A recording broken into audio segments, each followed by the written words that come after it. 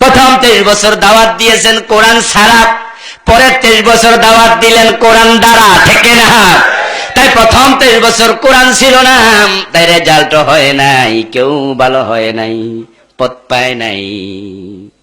পরের 23 বছরে কোরআন থাকার কারণে মানুষগুলো সোনার মানুষে পরিণত হয়ে গেল। এই কোরআনের কাছে যে ব্যক্তি যাবে সেই হেদায়েত পাবে। এমন পাওয়ারফুল হেদায়েতের কিতাব কোরআন। ওমর রাদিয়াল্লাহু তাআলা আনহুর ইসলাম গ্রহণের কাহিনী আপনারা কম বেশি জানেন। উনি মূলত বের হয়েছিলেন বিশ্ব নবীর কল্লা কাটবেন তাই, কিন্তু পথিমধ্যে শুনেছেন বোন মুসলমান হয়ে গেছে, তাই তিনি দৌড়িয়ে গেলেন বোনের বাড়িতে। দেখেন বোন কি যেন তিলাওয়াত করছে। জিজ্ঞাসা করলেন, ফাতেমারে, শুনলাম তুই নাকি মুসলমান হয়ে গেছিস। হযরত ফাতেমা ওনার বোনের নাম। তিনি বললেন, ভাই ঠিক শুনেছ, ঠিক শুনেছ। ওমর দেরি করলেন না, মারতে থাকলেন। বোন জামাই এসে বাধা দিল, ভাই কেন মারেন, উনি তো মুসলমান হয়ে খারাপ কিছু করেনি। হযরত ওমর বলে, ও মিয়া তাহলে বুঝি তুমিও মুসলমান? বলে, হ্যাঁ আমিও মুসলমান। বোন জামাইকেও মারতে থাকলেন। মারতে মারতে দুইজনকে এত বেশি মারলেন তারা রক্তাক্ত হয়ে গেল। বোন ফাতেমা চিৎকার দিয়ে বলছে, ভাই ওমর মারতে মারতে শহীদ করে ফেলতে পারবে, কিন্তু আল্লাহর দিন থেকে চুল পরিমাণ সরাতে পারবে না।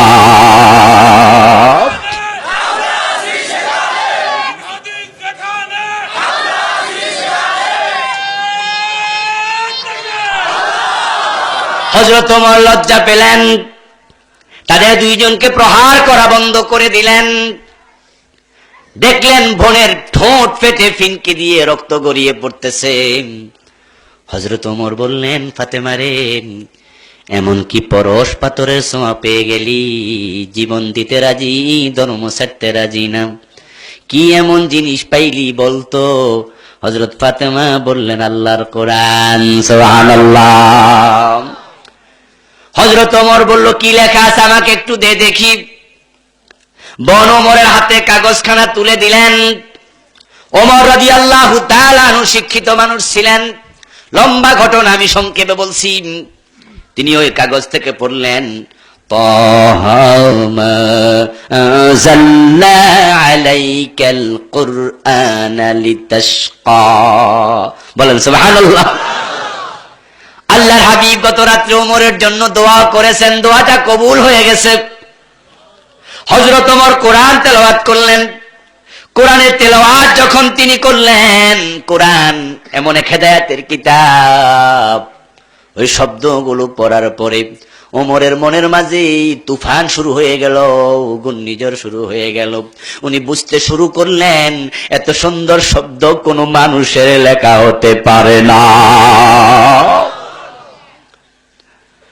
উনি এর আগে অনেক বড় বড় কবি সাহিত্যিকের কবিতা পড়েছেন, গল্প পড়েছেন, উপন্যাস পড়েছেন, কিন্তু এত সুন্দর বাণী তিনি কোনোদিন আর পড়েননি। উনি বোনের হাতে কোরআনের লেখা কাগজে লেখা অংশটুকু ফিরাইয়া দিয়া তলোয়ারটা হাতে নিলেন। হাতে নিয়ে বিশ্ব নবীর দরবারের দিকে ওমর রওনা দিল। আল্লাহর হাবিবের কাছে গেলেন, তিনি মুসলমান হয়ে গেলেন। আমার মুসলমান ভাইরাম, ওমরের মতো দুর্ধর্ষ মানুষ বিশ্ব নবীর মাথা কাটবেন যিনি সিদ্ধান্ত নিয়ে বাড়ি থেকে বের হলেন। পথিমধ্যে কোরআনের কারণে তার মনে যদি হেদায়েতের আলো ঢুকে যায়, আর আমরা যারা কোরআনের জন্য পাগল, যদি মনটা ঠিকঠাক করে কোরআনের কাছে আমরা যেতে পারি, হেদায়েত পাওয়ার সম্ভাবনা আমাদেরও আছে না নাই? এই কোরআনের কাছে আমাদের দৌড়াইয়া যাওয়া দরকার। কিন্তু আজকে বড় পরিতাপ, বড় পরিতাপ, মুসলমানের সন্তানরাই সবচেয়ে বেশি কোরআনের বিরুদ্ধে কথা বলে। এটা আমাদের জন্য বড় কষ্টের। বাংলাদেশে হাজার হাজার হিন্দু আছে, কোন হিন্দু তাদের ধর্মের বিরুদ্ধে কথা বলতে আপনি শুনবেন না।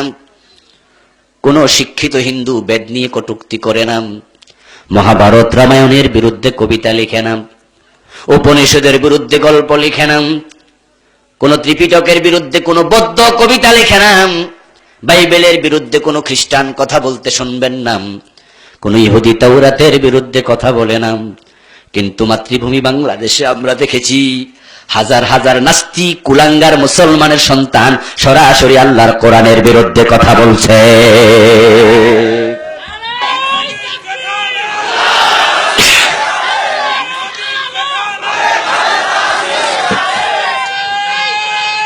আবার বন্ধুগণ,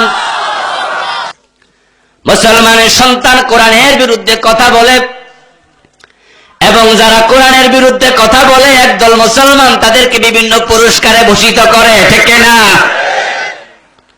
কবি শামসুর রহমান কবিতা লিখেছেন, আজানের ধ্বনি তার কাছে নাকি মনে হয় বেশ্যা নারী খদ্দের ডাকছে।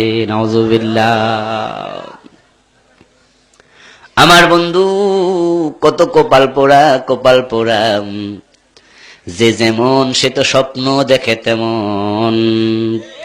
যেহেতু উনি দিনের বেলায় এই কাম করে, রাতের বেলাও সেটাই কবিতা তার মাথায় আসে। ওই চরিত্রহীন নাস্তিক শামসুর রহমান, তাকে বাংলা একাডেমি পুরস্কার দেয়া হলো। কষ্ট লাগে, মরার আগে তাকে বাংলাদেশের প্রধান কবি বলে ভূষিত করা হলো। পত্র পত্রিকা খুললে লেখা আসতো বাংলাদেশের প্রধান কবি শামসুর রহমান, অথচ কবি আল মাহমুদ তখনও বেঁচে ছিলেন, এখনো বেঁচে আছেন। ওই কবি আল মাহমুদের লেখার কাছে শামসুর রহমানের লেখা ধারে কাছেও ঘেঁষবে না। আল মাহমুদ ইসলাম ওয়ালা হওয়ার কারণে তাকে প্রধান কবি বানানো হয়নি। আর শামসুর রহমান আজানের বিরুদ্ধে কবিতা লিখেছে, কোরআনের বিরুদ্ধে কবিতা লিখেছে, তাই তাকে বাংলাদেশের প্রধান কবির উপাধি দেয়া হলো। আমার তো কষ্ট লাগে, বাংলাদেশ শাহজালাল শাহ মখদুমের দেশ, 90% মুসলমানের দেশ। যে লোকটা আজানকে ব্যঙ্গাত্মক ভাবে উপস্থাপন করেন, আজান নিয়ে বিদ্রুপ করে কবিতা লেখে, ওই নাস্তিক বাংলার মুসলমানের দেশে প্রধান কবি হওয়া দূরের কথা, কোন মুসলমানের ঘরে, মুসলমানের ফ্যাক্টরিতে, মুসলমানের অফিসে তাকে জারুদারের চাকরি দেওয়া জায়েজ হতো না। কিন্তু এই দেশে যারা কোরআনের বিরুদ্ধে কথা বলে রাতারাতি তারা হয়ে যায় একবারে খুব স্টার হয়ে যায়, তারকা বনে যায়। এটা আমাদের দুর্ভাগ্য, এটা মুসলমানের জন্য পরিতাপ। দেখবেন বন্ধু, মুসলমানরা দিন দিন কোরআন থেকে দূরে সরে যাওয়ার কারণে এখন বিজাতীয় সংস্কৃতির আগ্রাসনে মুসলমান শেষ হয়ে যাচ্ছে। এই যে দেখেন, কয়দিন আগে দুর্গা পূজা গেল, মুসলমানের ঈদ গেল। মুসলমানের ঈদ দেখার জন্য, গরু জবাই দেখার জন্য ভারতের হিন্দু প্রধানমন্ত্রী বলে নাই, ও ভারতের হিন্দুরা, ধর্ম যার যার, উৎসব সবার, তোমরা মুসলমান কেমনে গরু জবাই করতে যায় দেখো। বরং ভারতে উল্টা গরু জবাই করার কারণে মুসলমানদেরকে হত্যা করছে। আর আমাদের দেশে ওয়াজ করা হচ্ছে, প্রচার করা হচ্ছে, ধর্ম যার যার, উৎসব সবার। মুসলমানের সন্তানকে হিন্দুদের দুর্গা পূজা দেখতে যাওয়ার জন্য উৎসাহ দেওয়া হচ্ছে। মুসলমান নেতারা হিন্দুদের দুর্গা পূজায় গিয়ে সেখানে হাততালি দেয়, মুসলমানের সন্তানরা সেখানে গিয়ে উলুধ্বনি দেয়, মুসলমানের সন্তানরা মূর্তির সামনে থেকে প্রসাদ নিয়ে টানাটানি করে খায়। অথচ মুসলমানের ঈদ দেখার জন্য, গরু জবাই দেখার জন্য হিন্দু আসে না। তাহলে বোঝা যায় হিন্দু তার ধর্মকে গুরুত্ব দেয়, আর এই কুলাঙ্গার গুলো মুসলমান দাবি করেছে ইসলামকে সম্মান দিতে শিখে নাই। আমার বন্ধু, এই বাজিতপুর থানায়, এই উপজেলাতে অথবা সিরাজগঞ্জ জেলাতে বোরকা পরে কলেজে যায় এমন হিন্দুর মেয়ে কজন পাবেন? তামাম বাংলাদেশও পাবেন না বোরকা পরে হিন্দু কলেজে যায়। কিন্তু বড় বড় লাল টিপ কপালে দিয়া মার্কেটে যায়, কলেজে যায়, এমন মুসলমানের মেয়ে আছে না নাই?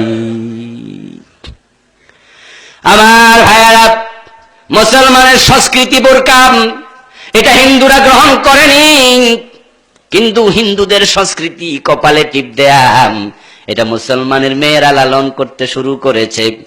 এখন যদি কোনো হিন্দু প্রশ্ন করে, ইসলাম যদি শ্রেষ্ঠ হয় তাহলে তোমাদের ঈদ দেখতে আমরা যাই না, আমাদের পূজা দেখতে তোমরা কেন আসো? ইসলাম যদি শ্রেষ্ঠ হয় তোমাদের বোরকা গায়ে দিয়ে আমরা তো কলেজে যাই না, বাজারে যাই না, তোমরা আমাদের লাল টিপ পরে কেন মার্কেটে যাচ্ছ, কলেজে যাচ্ছ? উত্তর দেওয়ার সুযোগ থাকবে না।